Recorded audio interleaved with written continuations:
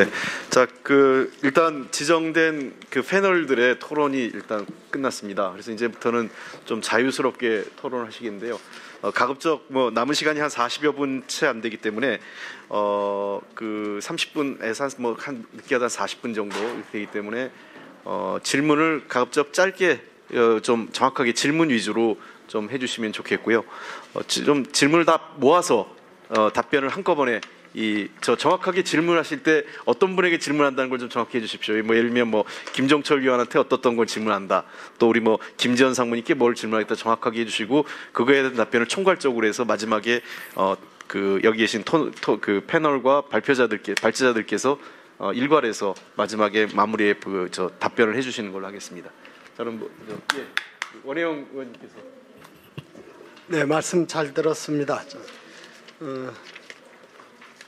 결국 어떻게 당을 쇄신할 거냐 하는 건데요. 지금 이지호 교수님이 마지막에 정리해 주셔서 전체적으로 제일 좀 기억에 남아서 말씀드립니다만, 진보를 강화할 거냐, 중도할 거냐, 이런 것보다 정치 또 그리고 정책 그리고 국민을 상대하는 데 있어서의 사고방식이나 문화를 바르게 정립하는 게 좋겠다는 얘기를 하셨는데 공감을 하고요. 저는 핵심이 지금 연구소의 문제라고 생각을 하는데 우리 다른 토론자나 발제자님들 의견도 좀 듣고 싶습니다. 어떻게 쇄신할 거냐 할 때 유일한 기지가 저는 민주정책연구원이 아닌가 그렇게 생각을 합니다. 미국도 진보적인 세력들이 두 번의 연패의 반성의 결과가 진보센터고 디모크라틱 리더십 카운슬이고 이런 거고, 보수 세력들이 60, 70년대 패배 이후에 반성과 새로운 역량 결집의 베이스가 일테면 헤리티지 재단 같은 걸로 그 뒤에 레이건 시대를 열어나가지 않습니까? 그런 점에서 저는 민주정책연구원의 문제를 잘 하는 것이 국민이 보기에 정치권, 정당, 국회의원들의 기득권을 내려놓기에 대해서 특히 안철수 현상 때문에 과도하게 저는 부각된 측면이 있다고 보지만 그게 현상이기 때문에 우리 당 차원에서 기득권을 내려놓는 중요한 부분이 바로 국민의 명령으로 30%의 예산을 집행하게 되어 있는 민정책연구원이 대단히 변칙적으로 취지에 안 맞게 쓰고 있다는 점, 그런 점에서 민주당의 것이 아니라 국민의 것으로 내놓아야 된다. 구체적으로 양심적인 진보 진영의 전문가 학자와 국민들에게 내놓고 그들이 주체가 돼서 운영하는 연구소를 만들어야 된다. 그럴 때 저는 민주당이 내려놓음으로써 민주당이 진보 양심 세력의 구심으로 다시 복귀할 수 있을 거다 이렇게 생각을 합니다. 그래서 공감이 돼서 말씀을 드리고 혹시 그 점에 대해서 좀 더 이렇게 보태주실 말씀이 있으면 부탁드리겠습니다. 문제는 이지호 박사님이 나중에 답변을 해주시기 바랍니다. 네. 다른 분들. 네, 제가 질문이 많아서 빨리빨리 하겠습니다. 우선 이지호 선생님께 질문을 좀 두 가지를 드리고 싶은데요.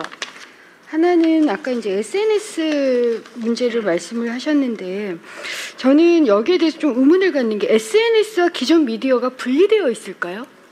그게 첫 번째고요. 왜냐하면 이 이유는 두 번째로 SNS에 의존했다라고 하는데 민주당이 제가 알기로는 제가 이렇게 지금까지 받아본 데이터는 SNS에서 민주당이 졌습니다. 그리고 특히 문재인 후보의 부정적 언급이 SNS 상에서 6개월간 7대3을 유지한 것으로 알고 있습니다. 그리고 이것이 기존 미디어와도 연계되어 있었다고 생각을 합니다.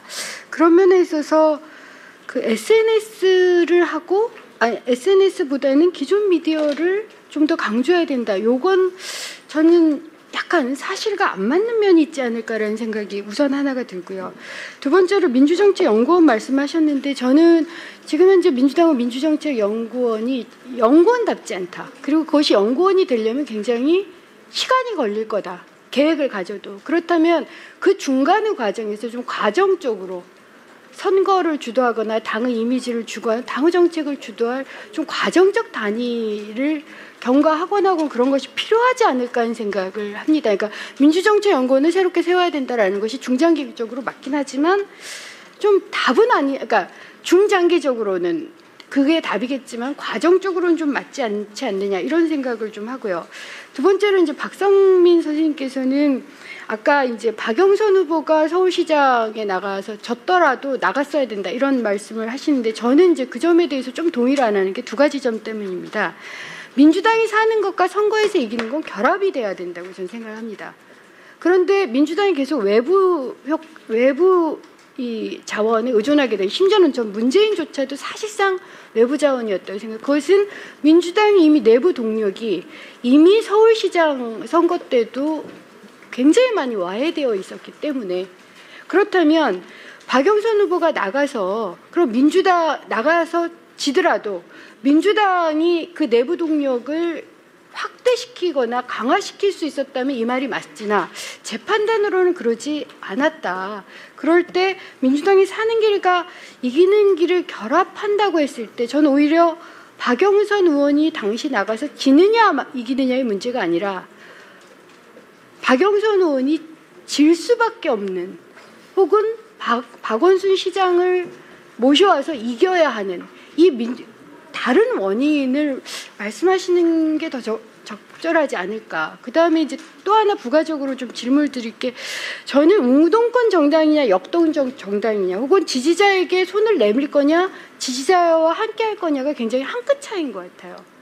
근데 그걸 정확하게 잘 모르겠어요. 그러니까 계속 제가 보기에는 대중적으로 이미지는 과거 운동권 사람들의 이미지이지만 실제 민주당은 굉장히 구태정당으로 보이거든요.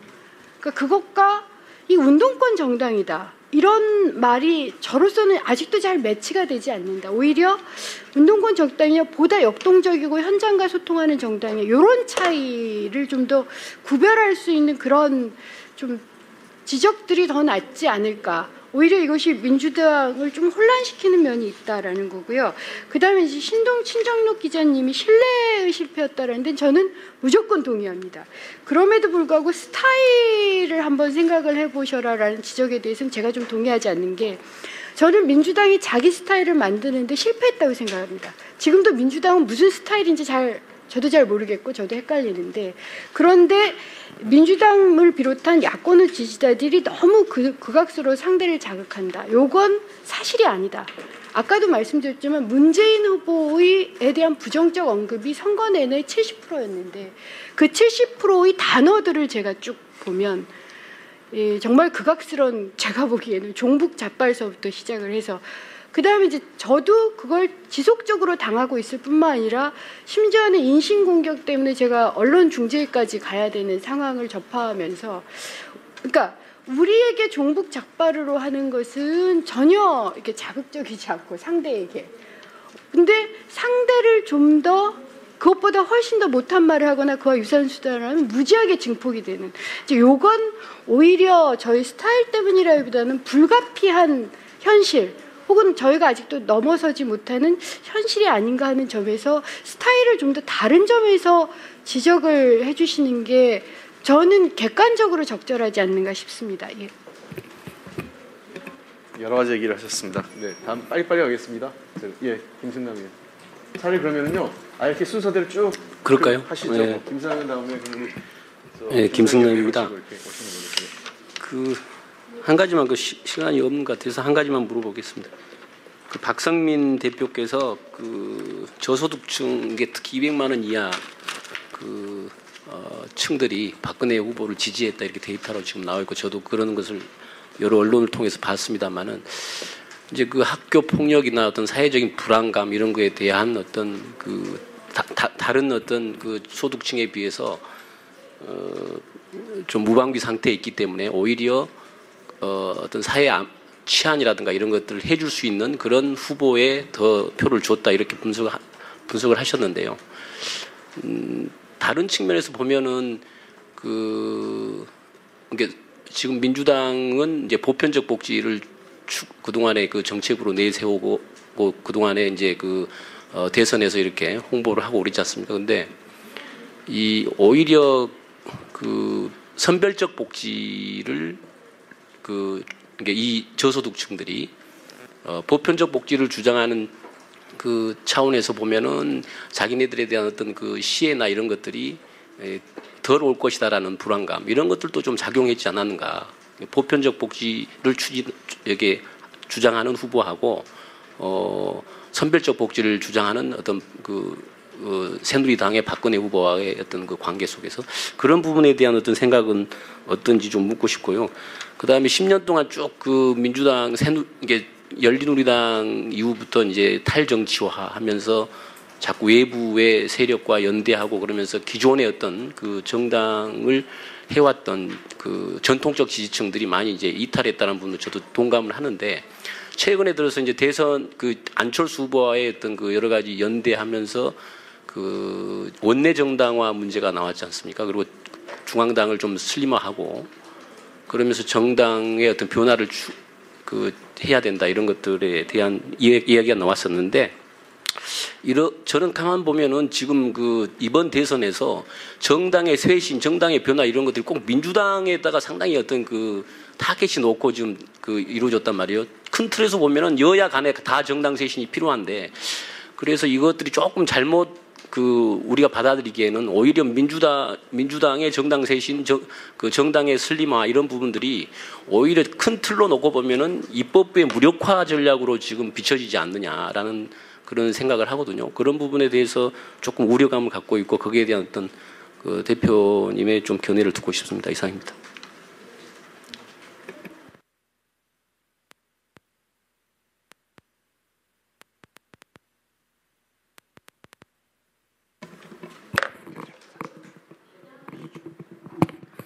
제가 발제하고 앞부분 토론을 못 들어서요.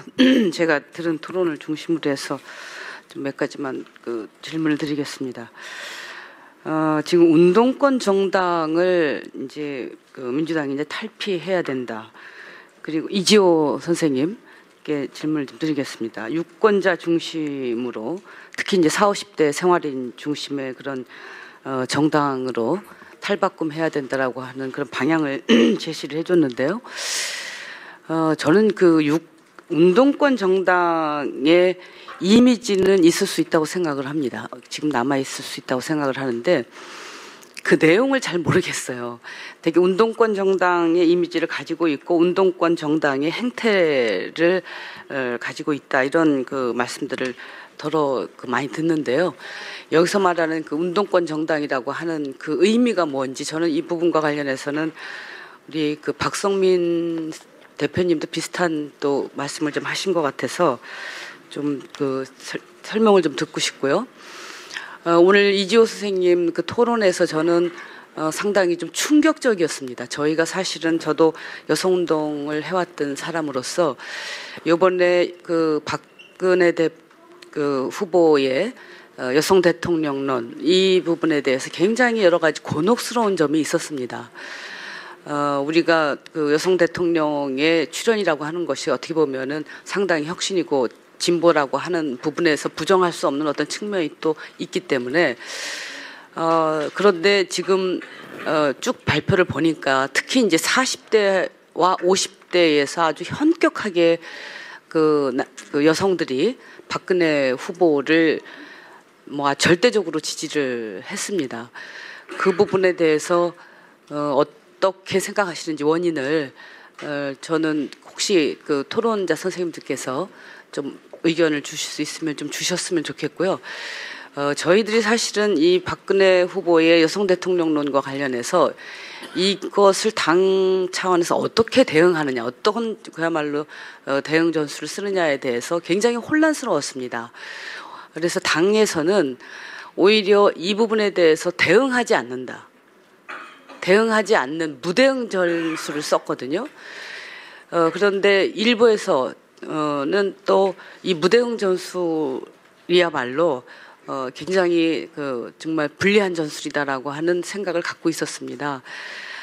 그런데 민주당의 이 무대응 전술과 관련해서 어떻게 생각을 하시는지, 그리고 저희들이 생각할 때는 처음에는 사실은 문재인 후보가 갖고 있는 그런 이미지가 40, 50대 여성들에게 굉장히 많이 어필하는 이미지라고 생각을 했는데 오히려 상당히 40, 50대에서 지지도가 떨어졌습니다. 세부적인 부분이긴 하지만 그런 부분 조금 저희가 중요한 부분인 것 같습니다. 앞으로 우리 그 유권자들의 그런 그 생각과 행동 패턴과 를 볼 때 또 한 가지 좀 질문을 드리고 싶은 것은 참 딜레마인데요. 지금 말하자면 유권자들은 늘 여야를 막론하고 특히 이제 야당에게 주문하는 부분은 서로 협력해서 잘하고 싸우지 말라는 얘기를 참 많이 합니다. 그런데 우리의 정체성을 지키면서 제대로 하기 위해서는 사실은 이게 상대방이 있는 부분이기 때문에 이게 지금 실질적으로 현실적으로는 상당히 어려운 측면입니다. 그래서 아까 조사에서도 보면은 야당은 협력하면서 잘 이제 국정의 동반자로 가야 된다 이런 이제 지적을 유권자들 하고 계시는데 지금 현재 우리나라의 이런 정치 현실에서 이런 부분들이 사실은 얼마나 가능할 것이며 이런 게 또 우리 지지자들에게 어떤 지지자들을 묶어 놓는데 함께 하는데 상당한 또 장애가 된다고 생각을 합니다. 그래서 이런 부분에 대해서는 어떻게 생각하시는지 좀 질문 드리고 싶습니다. 네, 신경민입니다. 저는 코멘트를 한번 제가 준비한 걸 좀 해보고 싶은데요. 저도 이 김현미 의원하고 함께 같은 본부에서 일을 쭉 했는데 제가 느낀 거 몇 가지 좀 말씀드리겠습니다. 이번에는 제가 보기에는 신화가 몇 가지 있었습니다. 단일화 신화, 말씀하신 투표율 신화, 민주 대 반민주, 필승 신화, 그리고 박은 이미지뿐인 헛개비 이렇게 좀 경멸적으로 보는 거죠. 그러니까 문의 실상을 유권자들이 알면 다 몰려오게 돼 있다. 이런 신화들이 있었습니다. 그러면서 과학과 합리가 사라지고 치열성도 함께 사라져서 승리의 환상에 자아도취가 됐던 거 아닌가 이렇게 생각을 합니다. 빅데이터 같은 경우에는 반드시 분석이 필요했는데 물론 빅데이터를 교란시키려는 박근혜 캠프 쪽의 집요한 노력이 또 국정원 여직원 사건에서 나타나듯이 정부 개입도 드러났지만은 그러나 하여튼 빅데이터 분석은 반드시 필요했던 것 같은데 또 여러 사람이 얘기를 했습니다만은 이건 실행되지 못했습니다. 이것이 이제 왜 그렇게 됐느냐라는 건데 이제 선장이 보이지 않았다고 김현미 의원께서 말씀을 했지만 저는 더 정확하게 얘기를 한다면 선장은 분명히 어딘가에 존재했지만 보이지 않았다는 것이고요. 보이지 않는 선장이 있었기 때문에 숨어서 한 결정이 됐고 충분한 경험이나 분석이나 토론이 없어 도구마에 빠져서 잘못된 결정이 나왔을 가능성이 굉장히 높습니다. 충분한 자료도 없이. 그래서 비저블 캡틴이 없었다는 것이 이 패인의 굉장히 중요한 요인이 될 거고 그러다가 보니까요. 이 선거에서 아직도 우리는 유세차 이런 거에 많이 의존을 하는데 유세차, 점퍼, 장갑, 머플러 제때 공급되지 않았습니다. 질도 좋지 않았고요. 플래카드, CF, 슬로건 다 문제 있었습니다. 그러니까 점퍼를 예로 들면 우리가 언론에 특히 텔레비전이나 신문 사진에 어필을 많이 하죠. 왜 저쪽은 빨갛고 우리는 그런 게 색깔이 없냐 그렇지만 사실 없는 노란 점퍼를 찍는 것은 불가능하죠. 언론에 어필하기 어려운 상황이 선거 초기에 실제로 진행이 됐습니다. 그래서 누군가 이런 건 보면 늦게 공급이 되고 잘못 공급이 됐지만 질량의 문제는 있었지만 공급은 된 거 보면 누군가 판단을 하고 결정을 하고 전략을 짜고 그랬을 겁니다. 그런데 이게 제때 질량으로도 그렇고 안 됐습니다.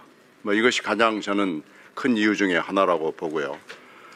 이것이 이렇게 이제 아마추어리즘으로 가다가 보니까 아까 박은 이미지뿐인 헛개비다. 무는 실상을 하면 몰린다는 것이 박근혜의 개인적 매력을 우리가 과소평가했습니다. 박근혜는 분명히 매력이 있습니다. 매력 있는 후보입니다. 그 짠한 마음을 특히 나이든 세대는 물론이고요. 짠한 마음 동정을 일으키고 청춘에 대한 향수를 일으키는 여러 가지 요인이 있고 그리고 신뢰의 이미지가 있고 위기에 강한 지도자라는 이미지가 있습니다. 이게 실제인지 아닌지는 사람들은 모르지만요. 하여튼 분명히 그 이미지는 존재하고 TV 토론을 끝까지 거부하면서 아주 야비하게 나왔지만 일반인들은 박근혜가 잘 안 되는 것 같으면 안타깝고 뭔가 하여튼 지지해주고 싶은 이런 마음을 이끌어냈습니다. 반면에 우리한테 마이너스 효과가 몇 가지 있었는데 지금 별로 나오지 않았던 것 중에 하나는 이정희 효과. 한국 사람들은 이 싸가지 없는 똑똑함에 대해서 아주 굉장히 본능적인 게 있습니다. 근데 이정희 효과는 종북하고 묘하게 이제 결합이 되면서 종북 이미지를 우리한테 이렇게 스피로오버되는 효과가 있었고, 국정원 여직원 사건의 경우에는 이거 분명히 실제하는 정부의 개입이었지만 이게 명확한 물증을 확보하지 못하고 경찰이 뭐 이상하고 편파적인 수사를 강행을 하면서 이 국정원 여직원 사건이 오히려 여성의 인권을 유린하는 정당으로 우리한테 불리하게 작동을 했습니다.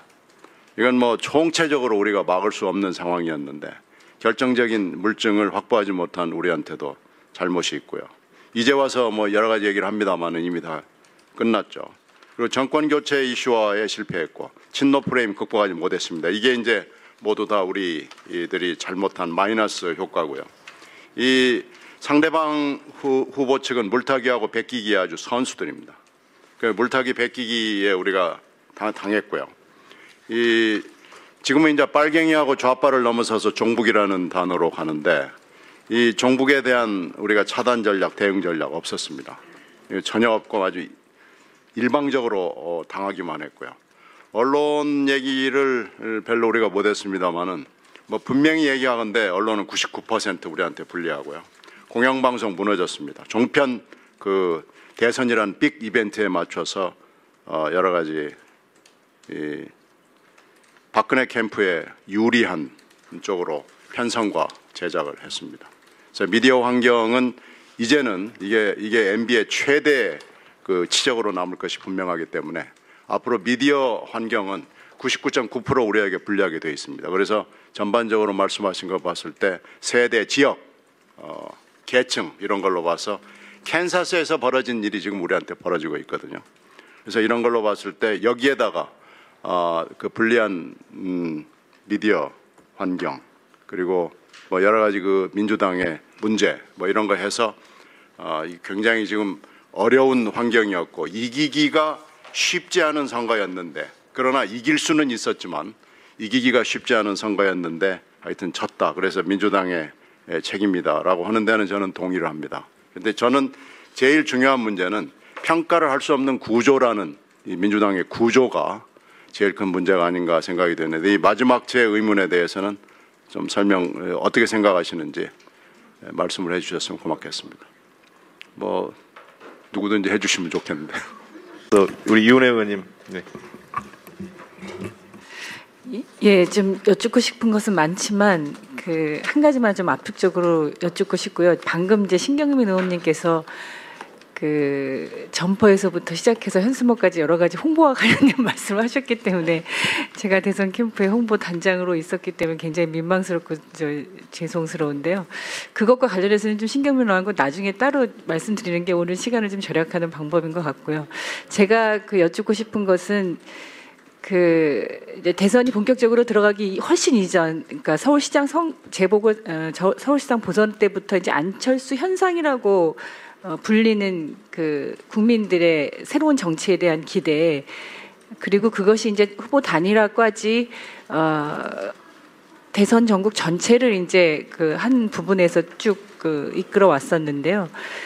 그 아까 이제 보니까 경제 민주화, 보편적 복지 이런 부분에 대한 그 관심들이 훨씬 더 높은 것으로 이주원 선생님 그 자료에 나와 있는데, 대선이 끝난 지금도 저희는 사실 저희 당 내부에서 의원들이 새로운 정치에 대한 여러 가지 우리의 실천 방안들을 논의하고 있고 고민하고 있는데요. 그 안철수 현상으로 나타나는 국민의 새로운 정치에 대한 기대의 내용과 실제로 안철수 후보 당시의 새로운 정치라고 제기했던 뭐 국회의원 정수의 축소라든가 뭐 여러 가지 기타 등등 뭐 지방 의원들의 정당 공천 폐지라든가 이런 것과의 저는 분명히 괴리가 있는 게 아닌가라는 생각을 하고 있고요. 그래서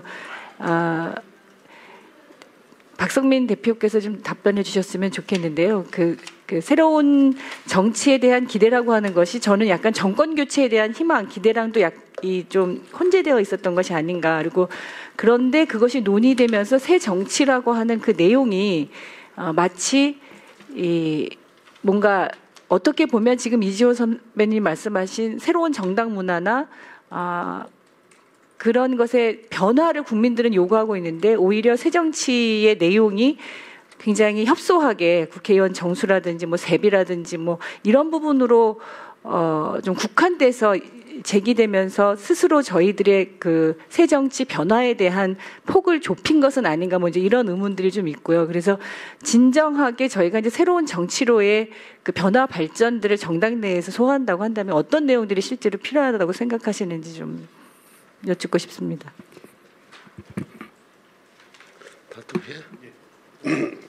아주 간단하게 얘기하겠습니다. 저는 이조 선생님 사고방식과 정당 문화가 바뀌어야 된다는 말에 전적으로 동의하고요. 그런데 운동권 정당이라는 면에서는 저희들이 좀 세련되지 못하고 품격이 좀 없다는 면에서는 동의를 합니다.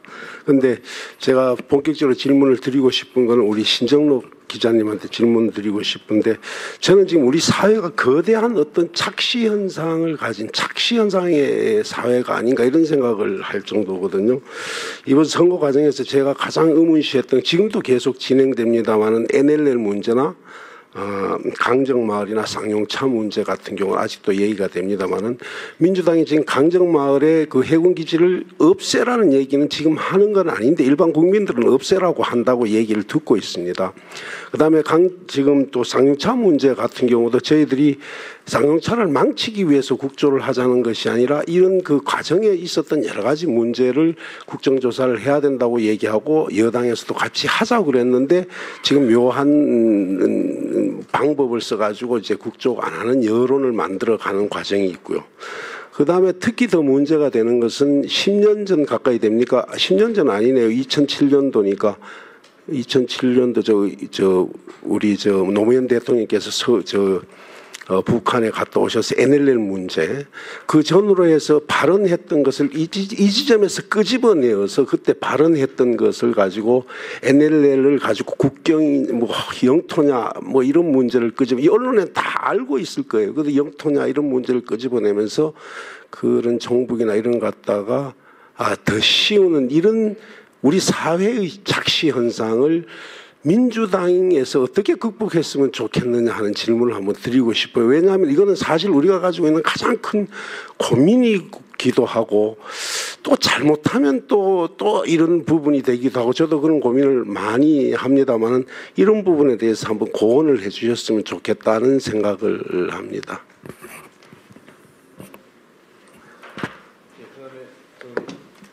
임시경 의원 뭐 할 말 없어요? 예. 그러면 김기준 의원님 예. 그 박성민 대표님한테 한번 답변을 듣고 싶은데요.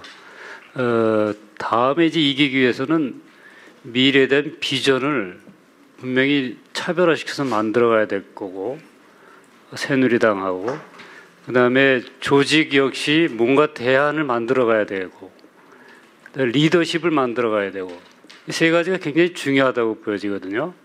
근데 그거에 대해서 상당히 고민이 많습니다. 아직까지 분명하게 잡히는 게 없어요. 그러니까 비전이라 그러면 지금 요번에는 이제 뭐 시대적인 화두인 경제민주화 복지 뭐 그걸 중심으로 서로 물타기 하면서 거의 비슷해져 버렸고 그럼 여기에서 어떻게 차별화시킬 거냐. 그다음에 이제 그 조직 부분에서는 새누리는 관변 조직이 거의 기본적으로 있습니다. 전국에. 근데 민주당은 그게 없거든요.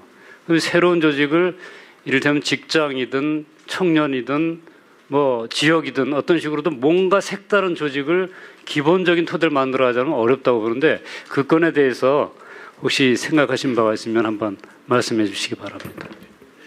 예, 우리 문영식 선배님 오래 기다리셨습니다. 예, 간단하게 한 가지만 묻겠습니다. 제가 정치혁신위원회에서 활동을 하기 때문에 그 관심사인데요. 박성민 대표께 묻겠습니다. 아까 그 토론 중에 현 민주당을 진단하면서 브랜드도 정체성도 매력도 없는 정당이다. 정말 뭐 참담한 진단이죠. 그리고 선거 평가도 그 민주당에 대한 반감 때문에 안 찍었다가 훨씬 그 많단 말입니다. 문제는 저희가 아는데 이 혁신의 출발 그리고 해결의 어떤 핵심 고리라고 할까? 어디서부터 그 핵심을 잡아야 될 것이라고 생각을 하시는지 의견을 좀 듣고 싶습니다.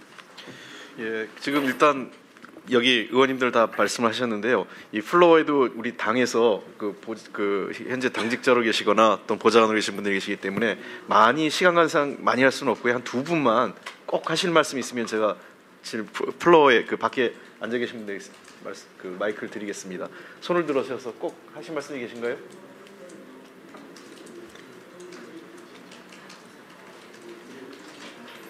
네, 없으시면 그러면 그 답변을 듣도록 그 우리 그 패널 분들께 다시 그 답변을 듣겠습니다. 죄송스럽게도 시간이 늦었기 때문에 뭐 일단 기본적인 시간은 그 저 한 3분에서 기준으로 해서 3분에서 조금 더 쓰시는 걸로 정도로 하는데 질문이 좀 많은 분이 제가 보기엔 좀 두 분 계신 것 같아요. 우리 박 대표님하고 이조 박사님한테는 좀 질문이 많은 것 같아서 두 분은 한 5분 정도를 쓰시면 좋겠고 5분 안쪽까지 여유를 드리고 나머지 분들은 뭐 3분 안쪽으로 이렇게 하시면 될 것 같습니다. 네, 먼저 이지호 선생님부터 편하시게 얘기해. 네, 전 운동권 정당적, 그러니까 그 운동권 정당적인 어떤 그 틀 그런 거 좀 벗어났으면 좋겠다 이런 말씀드렸는데요. 그 내용 저는 뭐 그 내용을 저도 그 자세하게 확 그 짚고 있는 건 아닌데요. 저는 뭐 그렇게 생각합니다. 기본적으로 민주 대 반민주 자꾸 이런 쪽으로 그 사고하는 틀. 그 다음에 사람들을 계도하려고 하는 것, 국민들을 계도하려고 하는 것. 계도하려고 그러면 운동을 해야죠. 밖에 나가서 왜 정치권에 들어가서 정치합니까? 그 다음에 그 이념적으로 한번 고착되면 잘 변화하지를 않으려고 그래요. 그런 점들이 그 정당은 이념적으로 끊임없이 변합니다. 그 새누리당이나 이명박 대통령도 그랬고 박근혜 이번에 후보도 그런데 국민들이 싫다고 그러면은 그 바꾸려는 흉내라도 내요. 속으로는 어쩔지 몰라도 바꾸려는 흉내를 냅니다. 그거 대단히 중요하다고 보거든요. 네, 그 아까 은수미 의원님 얘기하셨는데 그 저는 SNS와 관련해 가지고는 SNS가 다른 미디어, 그러니까 기존 미디어가 더 유리하니까 그거를 뭐 하자 이런 얘기는 아니었고요. SNS로 뭐 그것이 새누리당이 됐든 민주당이 됐든 거기서 북적북적 되면서 해봐야 표의 확장성이 없다라고 하는 얘기를 하는 거죠. 그 사람들은 어차피 다 찍을 사람들이에요. 선거는 부동표가 제일 중요합니다. 선거는 부동표를 가지고 양 후보가 싸우는 거죠. 민주정책연구소와 관련해 가지고는 저는 뭐 중장기적으로 민주정책연구소가 어떻게 바뀌어야 되고 하는 거에 대해서는 지금 뭐 그렇게 어떤 그 아이디어를 갖고 있는 건 아니고요. 다만 저도 여기서 경험을 많이 해봐서 그런데 민주정책연구소 같은 경우에는 그 자꾸 안에서 정책을 합니다. 국회하고 같이 국회에도 정책위원회가 있고 이게 하는데 정책을 하고 그러다 보니 아까 김현미 의원님이 지적하셨던 갈등하게 되는 것들이 막 나타나요. 항상 그 일상적으로도 나타났던 거거든요.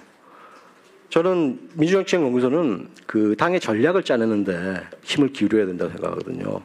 그래서 조사를 많이 하면서 그걸 통해서 그 당의 중장기적인 전략을 그것이 뭐 계속 일상적으로 그걸 하는 거죠.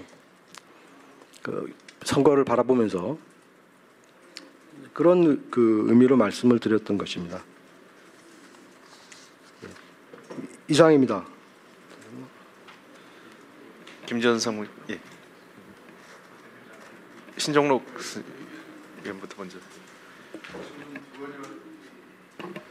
질문 두 가지 받았습니다만 두 가지 플러스 2+1 말씀을 드릴게요. 짧게 드리겠습니다. 홍일학 의원님께서 강정마을 NLL 쌍용차 너무나 어렵다. 거대한 착시 구조 속에서 억울한 많이 느낀 이런 말씀하셨잖아요. 이제 개별산을 다 뜯어보면은 그런 생각하실 만하다고 저는 뭐 생각을 합니다. 그런데 이제 이런 문제들이 이렇게 사회적으로 의제가 되어가는 과정의 문제가 저는 더 중요하다고 생각을 하는데, 의제가 되어가는 과정에서 우리 사회 의제 설정 과정이 민주당에 결코 유리하지 않다는 점은 알고 계실 거고요. 그 과정에서 예컨대 이제 강정 해군 기지 같은 경우에는 이제 자충수가 가끔 나오죠. 해적 기지 이런 발언 같은 거. 해군 기지 하면 해적 기지인데 이렇게 되는 겁니다. 사람들이 강정마을과 쌍용차 실상 잘 모르거든요. NLL 문제는 실상 저도 모릅니다. 어떻게 알겠습니까? 언론은 알지 않냐고 말씀하셨는데 언론도 모릅니다. 들여다보니 어떻게 알겠습니까? 그래서 그런 의제가 설정되는 과정에 대해서 민주당이 좀 전통적으로 약간 미숙한 대목이 있어요. 그래서 그런 부분에 대한 고민을 하셔야 되지 않을까. 그리고 근원적으로는 민주당이 말하면 믿는 유권자들이 믿는 구조를 만들어야 되지 않을까 그렇게 생각을 합니다. 무책임한 답변 같지만 그렇게 답변 드리고요. 은수미 의원께서는 스타일 문제 말씀하셨는데 이제 SNS 통해서 약 70% 정도가 문재인 후보에 대해서 부정적인 것들이 유통이 되었다. 지난번에 보도 봤습니다. 저도 그 보도가 맞는 내용이 저는 잘 모르겠는데 어쨌든 간에 문재인 후보에 대한 부정적인 얘기들은 그렇게 확대 재생산이 많이 되고 박근혜 후보에 대해서는 그렇지 않은데 왜 민주당 쪽이 스타일이 극악스럽다라고 조설모 기자한테 말을 드려야 되는지 억울하실 것 같은데 그 점도 저는 비슷하다고 생각을 해요. SNS에서 실상이 어땠는지는 모르지만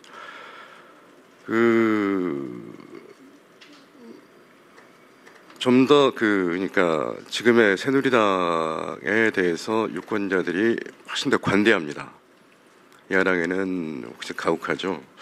그런 부분까지 포함해서 생각을 스타일 문제를 생각을 하셨으면 좋겠다 그런 말씀을 드린 거였고요.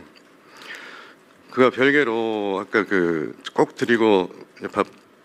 드리고 싶은 말씀 중에 하나가 정책 문제 오늘 많이 나왔습니다만은 정책과 노선 이제 그런 것들이 다 신뢰의 문제로 직결이 되는 문제들이기 때문에 그런 것들을 한 1년, 2년, 5년 정도의 긴 계획을 잡으셔가지고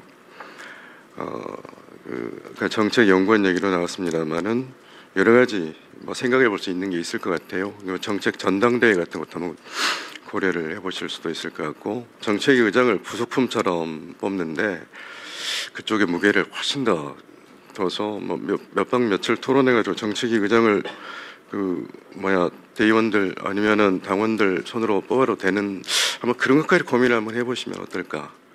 그 과정을 거쳐야 노선 정책에 대해서 당내 혼선이 줄고 책임 있는 얘기들을 하게 되고 결국은 국민의 신뢰로 이어지지 않을까 이런 생각을 합니다. 예, 감사합니다. 먼저 박성민 대표님. 예, 질문이 많았기 때문에 제가 다 기억을 못하는데 짧게 다 말씀해 드렸습니다. 원혜영 의원님 말씀하신 대로 저는 그러니까 축구협회 기술위원회 같은 게 당내에 있어야 된다고 봅니다. 근데 이제 미국은 그게 RNC, DNC가 우리나라 정당하고 다르기 때문에 싱크탱크가 발전한 거고 우리는 그걸 당에서 해야 되기 때문에 기술위원회가 하는 게 저는 맞다고 봅니다. 그 기술위원회 같은 역할을 정책연구원이 하는 게 맞다. 저는 그게 동의합니다. 또 이제 제가 관심사긴 한데 왜 200만 원 이하에서 연령 요건을 다 제하더라도 왜 박근혜에 대한 지지가 강한가? 전 추론입니다. 그게 이제 아까 박근혜 후보가 내세우고 있는 새누리당의 정책은 다 하위 70%, 그 사람들 다 70% 들어가는 사람들이에요. 무슨 말이 나오든 새누리당에서 제일 많이 나오는 게 하위 70%란 말인데 그런 점이 분명히 있고요. 복지 문제와 관련된 것도 있겠지만 하위일수록 저는 범죄에 노출되고 그것이 부모 입장에 굉장히 불안한 요소일 수도 있기 때문에 다 추론입니다만 왜 저소득층, 저학년층이 지속적으로 60세 이상 되신 분들 말고도 지지하는가는 연구가 좀 필요한 거 아닌가 하는 생각이 좀 있습니다.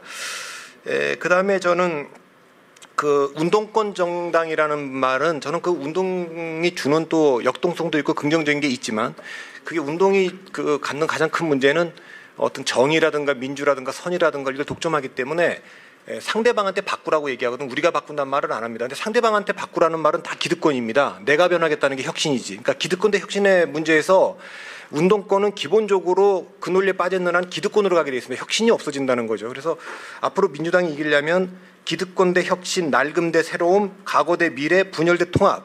그래서 기득권, 낡음, 과거, 분열을 뭐 보수 진영과 새누리당으로 몰고 혁신, 새로운 미래 통합으로 가야 되는데 이걸 결정적으로 막는 게 저 운동적 논리라고 보기 때문에 그렇게 제기를 한 거고요.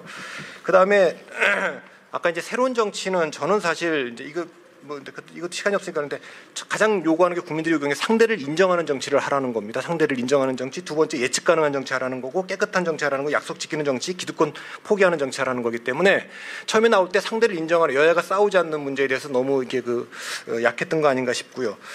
관련해서 말씀드리면 여야가 갈등을 풀고 협력을 할 때 그것은 정치의 본질이고 갈등을 끝내는 곳이지 갈등을 시작하는 게 아니지 않습니까? 정치라는 게. 그렇지만 전략적으로도 중요한 것은 여야가 협력 관계로 들어가면 3당 합당 이래로 여권 내에 잠복해 있는 갈등이 증폭될 텐데 지난 10년간 여권 내에 있는 보수 진영 내의 갈등을 다 없앤 그 장본인들이 여야 진영 전선을 짠 분들이라고 저는 봅니다. 그러니까 이것은 새로운 만일에 여야 국면이 굉장히 합리적으로 돌아간다면 상대적으로는 야권보다는 여권에서 균열이 더 있을 수 있다라는 말씀을 제가 드리고 싶고요. 지도자가 선거에 나가서 당을 이끄는 것이 아니라 선거에 나간 사람이 저는 지도자고 당을 이끄는 사람이 지도자가 된다. 이게 뭐 닭이 먼저냐 달걀이 먼저냐 이러지만 문재인 후보, 박원순 시장이 지도자가 된 건 큰 선거에 나가기 때문이다. 그러니까 특히 야당은 따르게 성장할 기회가 없기 때문에 저는 당의 리더십 문제, 아까 문영 의원님께서 마지막으로 얘기해 주신 건데 가장 핵심 문제가 뭐냐? 전 노선 정하는 것도 아니고 무슨 다른 조직을 정립하는 것도 아니고 리더십을 세우는 문제로부터 출발해야 된다고 봅니다. 저는 그렇게 보고 한반도 평창 올림픽이 두 번 실패할 때요. 두 번 실패할 때 프레젠테이션 할 때 꼭 내세운 게 뭐냐면 한반도 평화입니다. 그런데 월드컵 때나 올림픽 때나 남북 단일팀 할 때 얼마나 많이 이게 진부하게 써먹은 겁니까? 이게 유럽 사람들이 통하지 않죠. 실패를 했죠. 될 때는 이제 우리가 세 번째 도전했을 때는 동계 올림픽의 새로운 지평이라는 걸 걸고 나왔거든요. 아프리카나 동남아시아들 선수를 데려다 지원하겠다 이런 건데 그렇게 미래로 가는 뭔가가 있어야 된다. 한반도 평화라는 건 김대중 전 대통령의 이슈였는데 이것은 이제 너무 오래된 거라 별로 소구력이 없다. 그러면 정권 교체에 대해서 박근혜 후보가 시대 교체를 들고 나왔는데 이번에 여성 대통령 후보 당선됐어요. 몸이 불편한 분의 인수위원장에 지금 총리 지명이 됐고 이뇨한 선대위원, 이자스민 필리핀 기아 여성의 국회의원, 탈북자 국회의원 이거 다 진보 지역에서 했어야 되는데 다 보수가 가져가서 했어요 이걸.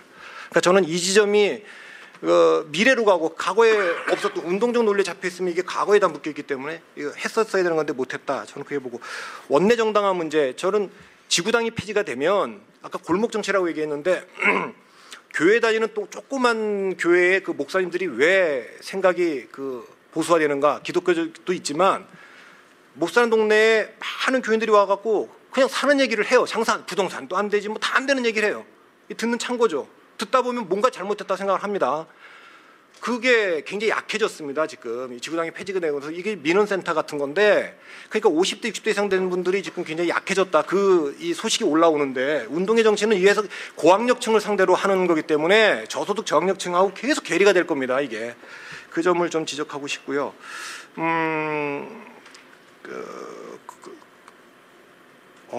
다 했는데요. 네. 근데 그래서 아까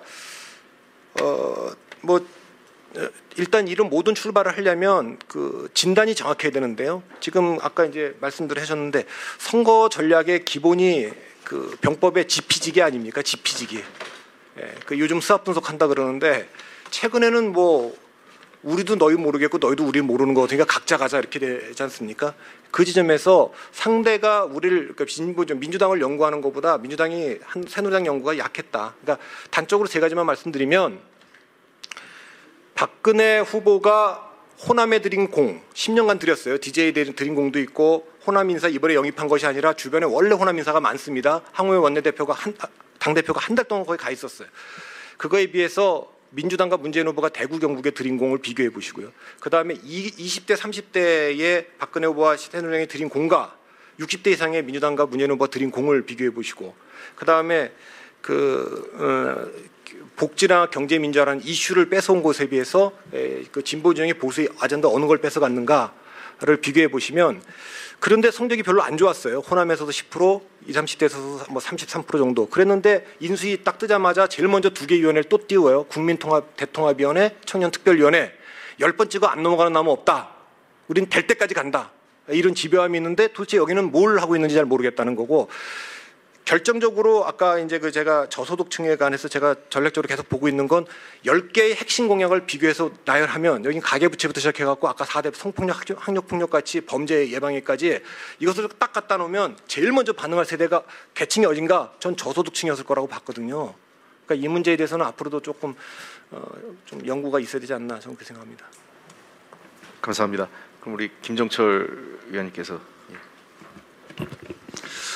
저는 뭐 앞으로 그 민주당이 이제 이렇게 변신하고 혁신하려고 노력하는데요. 그런 뭐 노력들을 높이 평가하면서 방향과 관련해서는 우선 좀 자기 파괴적인 그런 행동은 안 했으면 좋겠다.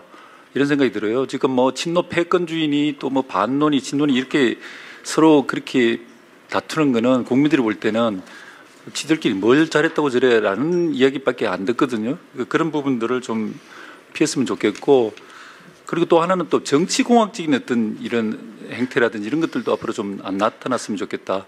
그동안 너무 정당을 새로 만들고 뭐 부수고 이렇게 해서 국민들이 그거 좀 별 감동을 안 하는 것 같아요. 그래서 좀 이 차분하게 바닥부터 이렇게 다시 재건한 신뢰를 쌓는 게 중요하다.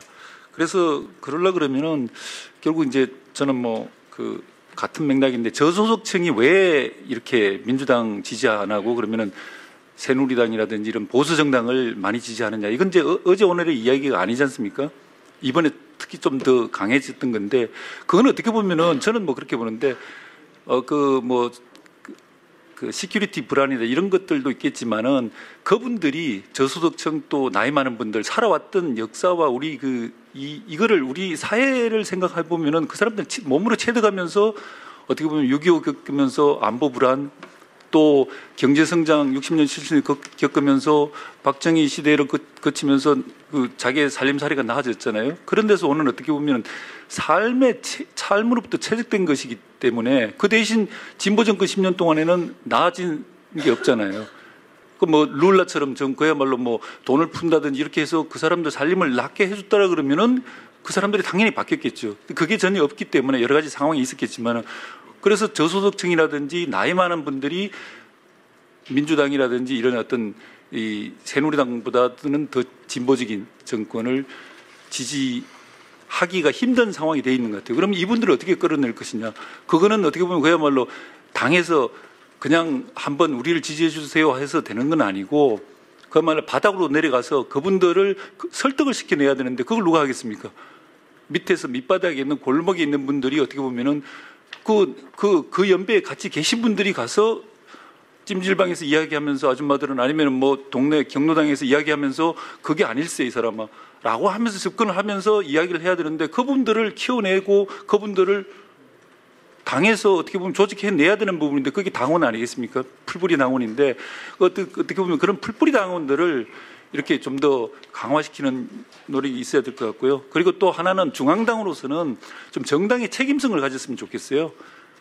이게 얼마나 정당이 그 국민들한테 혹은 좀 손해보더라도 책임을 지느냐에 따라서 사람들은 신뢰가 가는데, 지금 보면은 그 대선 끝나고 나서도 저는 좀 이해가 안 되는 게 그 재개표 이야기가 많이 나오는데, 왜 민주당이 제대로 이야기를 안 하는지 모르겠어요. 당에서 그때 개표소에 다 나가 있었지 않습니까? 그러면 뭐 그게 뭐 지금 로지스틱 함수 이런 얘기들 막 하는데 그건 잘 모르겠는데, 개표소에서 다 나가서 그게 어떻게 보면 최종 결과를 민주당에서 전 데이터를 당연히 갖고 있다고 봐요. 어느 개표소는. 그럼 그걸 다 합산해 보면은 선관위에서 나중에 나왔던 결과하고 같을 거 아니에요. 그러면은 같으면은 우리가 이렇게 검사해, 그게 가장 확실한 검사 아니에요? 검사를 해봤더니만 같더라. 그래서 이건 더 이상 문제 제기 안 하는 게 좋겠다라고 해서 정당이 좀 책임 있게 해줘야 되는데, 그러한 책임성을 안 보이니까 국민들이 민주당은 자기 편한 대로 어떨 때는 뭐 자기 그 핵심적인 지지층 눈치 보고 국민들이 볼 때 말 안 되는 그런 부분들을 따라가니까 당에 대한 신뢰가 좀 낮아지는 게 아닌가. 그래서 좀 책임성을 좀 키웠으면 좋겠습니다. 네, 좋은 말씀이었습니다. 우리 마지막으로 우리 김현미 의원님께서. 질문을 아무도 안 했어요. 그래서 저는 그냥 제 생각을 어차피 다음에 우리 토론회 할 때 이제 당의 개혁 과제 뭐 미래 이런 것들 할 건데 이제 오늘 정리하면서 제 얘기를 하자면은 저는 이랬으면 좋겠어요. 당이 좀 항심을 가졌으면 좋겠다 이런 생각이 듭니다. 그러니까 아까 뭐 신정로 기자도 얘기하고 다른 분들도 얘기하셨는데 우리가 이 정책을 했다가 방향을 이쪽으로 바꾸고 할 때는 우리가 이 정책을 선택할 때에도 뭔가 이유를 가지고 과학적이고 합리적이고 뭐 이런 토론 과정을 거쳐가지고 좀 진득하게 결정을 하고 그래서 이렇게 했는데 실패했다라고 그러면 왜 실패했는지를 좀 잘 보고서 잘 분석하고 판단하고서 전환을 해야 하더라도 전환할 때는 또 왜 일로 가는지에 대해서 좀 묵직하게 갔으면 좋겠다. 저는 우리 당이 특히 2004년 이후에 열린우리당이 상당한 이후에는 이게 꼭 좀 말을 좀 순하게 해라 그랬죠. 이게 좀 너무 이렇게 팔랑팔랑 이렇게 하는 느낌이 들어요. 그러니까 우리가 안에서 느낄 때도 그럴 때 밖에서 봤을 때는 또 오죽이나 하겠어요. 그러니까 지금도 이번에 이제 선거 끝나고 나서 지니까 이제 정책이 좌클릭돼서 그러니까 우클릭 해야 된다. 좌클릭해서 졌다는 근거는 무엇이고 우클릭의 내용은 무엇이고 뭐 이런 것들이 좀 불분명합니다. 그러니까 선거 한번 치를 때마다 동으로 갔다 서로 갔다 이런 모습이 저는 굉장히 국민들한테 신뢰를 주기 어렵다고 생각을 합니다. 좀 묵직하게 항심을 가졌으면 좋겠고 당의 항심의 주체가 되는 중심이 좀 있었으면 좋겠다. 그게 어떤 전략단의 중심일 수도 있고 민주정책연구원이 그 길을 했어도 좋고 좀 그렇게 가야 국민들한테 민주당한테 좀 기대하지 않을까 이런 생각이 듭니다. 이상입니다. 네, 감사합니다. 아주 장시간 동안 많은 분들 끝까지 자리에 함께해 주셨고요. 제가 마지막으로 조금만 이제 정리를 해보면 아까 그 중요한 지적 중에 하나가 여성한테 졌다. 그리고 저소득계층에서 저소득계층에서 우리가 또 졌다는데 사실 아까 우리 박성미 대표님이 기술위원회 같은 게 있었으면 조사를 하셨으면 그런 답이 나왔을 것 같아요. 근래 한 30년 사이 전 세계에서 중요한 선거에서 여성표에서 진 후보가 이긴 사례가 없습니다. 그리고 두 번째 재밌는 거는 저소득층에서 표가 보수 후보 상대적으로 보수 후보가 표가 나온 거는 근래 현상이 아니라 80년대 레이건 대통령하고 영국의 대처 총리에서부터 나타난 현상, 보편화된 현상인데 그 결과 그 당시 누구였죠? 84년도 레이건 후보가 이겼을 때 굉장히 괜찮은 후보가 민주당 후보였었습니다. 먼데일 후보요. 먼데일 후보가 지고 나서 미국의 정치학계가 다 발칵 뒤집혀가지고 이 민주주의가 1인 1표제가 맞냐? 이런 논쟁이 미국에서도 벌어질 정도로 상당히 이제 충격적.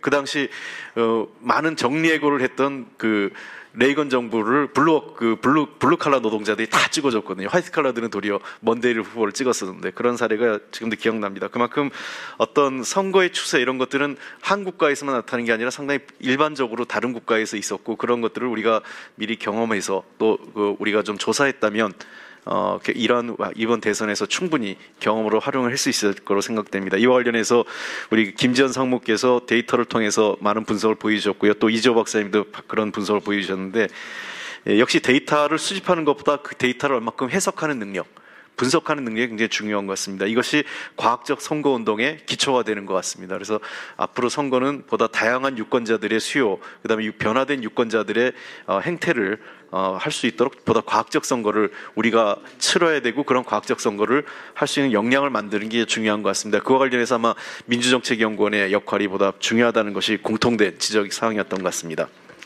아울러서 여러 가지 지적들이 나왔습니다. 특히 저는 우리 박성미 대표께서 전략 얘기하면서 부족한 전력과 정신을 전략으로서 극복해야 되는데 우리가 사실 가슴 뛰는 선거를 못했던 것 같습니다. 2002년도 노무현 대통령 당선이나 이런 때 또 97년도 김대중 대통령 당선 때 상당히 정권 교체에 대해서 가슴 뛰는 투표를 했었던 기억이 나는데 이번 최근에 우리 투표에서 우리 소위 민주정권 또는 민주 후보를 지지하는 사람들이 가슴 뛰는 선거를 했을까 하는 문제에 대해서 자문을 해보는 게 있습니다. 또 하나는 우리가 잘못해서 졌다 이런 얘기가 많이 나오는데 이것도 상당히 오만과 편견이 있는 것 같습니다. 분명히 우리 신경민 의원께서 얘기하셨고 여러분 이 패널께서도 말씀하셨지만 박근혜 후보가 가지고 있는 매력과 박근혜 후보가 굉장히 잘한 면도 분명히 있는 것 같습니다. 결국은 선거라는 것은 상대가 있기 때문에 때로는 자기가 잘해도 질 때가 있고요. 때로는 자기가 잘 못해도 이길 때가 있는 것 같습니다. 이건 상대평가이기 때문에 그런 것 같습니다. 예를 들면 사법고시처럼 90점 받으면 다 합격되는 게 아니라 내가 70점을 받았는데 상대가 60점 받으면 이기는 게 또 선거인 것 같습니다. 그래서 상대에 대한 평가를 바탕으로 과학적 선거를 치러야 된다는 말씀이 있고, 그다음에 특히 우리 당의 정체성, 그다음에 정책과 전략, 또 문화 또는 이미지, 또 그 당원 교육을 포함한 풀뿌리에서부터의 조직을 정비하는 문제 등 다양한 어떤 그 문제점들이 공통적으로 지적이 되신 것 같습니다. 그래서 이러한 평가를 바탕으로 저희가 일주일 후에 1월 30일 날 또 민주당의 진로, 과제, 그리고 새 정치를 어떻게 해나갈 건가에 대해서 우리 은수미 의원님과 민병두 의원님께서 발제를 해주실 계획입니다. 보다 많은 분들의 그 1월 일주일 후에도 참석해 주시기 바라고요. 다시 한번 오늘 늦은 시간까지 이 자리에 함께 하셨던 모든 분들께 감사드립니다. 특히 외부에서 발표와 발제를 해주신 우리 김정철 선생님, 신정록 선생님, 그리고 박성민 대표님, 김지현 상무님, 그리고 이재호 박사님.